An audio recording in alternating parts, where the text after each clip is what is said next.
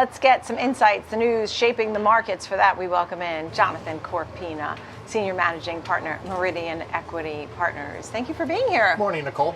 So I saw one of our friends here, Tuckman, walking around with 38,000 hat. I mean, we had a Dow 38,000 close. I mean, that's exciting. I'm not sure anybody expected to see highs for the Dow, the NASDAQ, the S&P, especially after a lot of the volatility we've seen.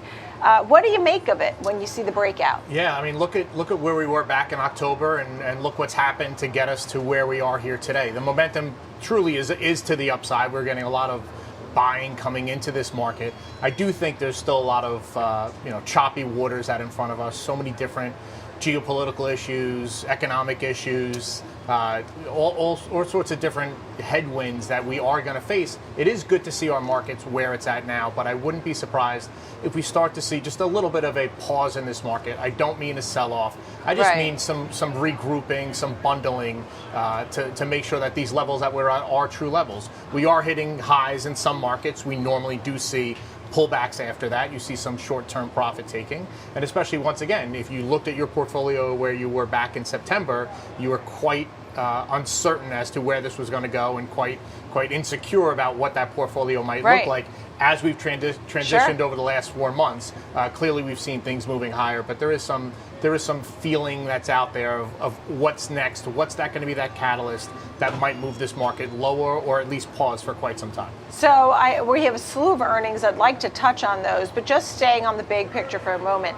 For the economic data, we're waiting on more. We'll have GDP and durable goods and PCE and so on. And the Fed, of course, which probably won't raise rates, but anything's possible at the end of January. Your thoughts on the big picture and some of the economic prints that we're following? I think you kind of have to mix all this together in your recipe, right? Like look at the data that we've seen so far over the last quarter into the new year here. It is showing growth. It is showing some stability. We continue to use this data to cue our conversations of what is the Fed going to do next. The Fed has always stated that they're going to remain, one of their big points is that they're going to remain data dependent. Looking at the data that we've seen over time here, things are getting better. They're not moving as fast as I think everyone would have hoped, or as fast as they moved in a negative direction. But at this point, I think the Fed and the economic data is putting us down a path where we're going to see a pause in rates for quite some time. What we have to keep in mind is we can't get frustrated from that, right? The pendulum swung far very fast. It's not going to come back in that same manner. So we have to accept the fact that it's going to take time for us to get back to some normalcy. Couple that with 2024 being an election cycle, right? The Fed does not like to make drastic moves during presidential election cycles. Yeah, meanwhile they're talking about 3 or 4 or 5 cuts. I mean, people are trying to factor in a lot of cuts. Right, so we hear different comments coming out of the Fed, right? And then we all opine on it and throw our opinions into that. I do think as this calendar continues to turn, the Fed is not going to make as many moves as they might want to just because we're in an election cycle. And normally when you have an incumbent in the office, usually that incumbent can get reelected. It just seems right now it's such a toss-up that uncertainty will add to the Fed's reasoning and thought process of let's not make big drastic decisions right now. It's too soon to have this conversation, but I had it yesterday because one of the guests noted and thought that the market was already pricing in a Trump win because Trump was a business-friendly administration, lower taxes and less regulation, more drilling, things like that. And, whether or not the market would take off if Trump were to win. And his feeling was that maybe some of it's already being priced in. I mean, but I don't know. What are you telling clients? How do you tell them to position a portfolio? We're in the middle of earnings season. Guidance hasn't been great. Hasn't been terrible, but hasn't been great. What do you tell folks about positioning a portfolio? Yeah, I think as we listen through earnings calls and get through earnings season, the guidance and the forecast moving forward is not all rosy.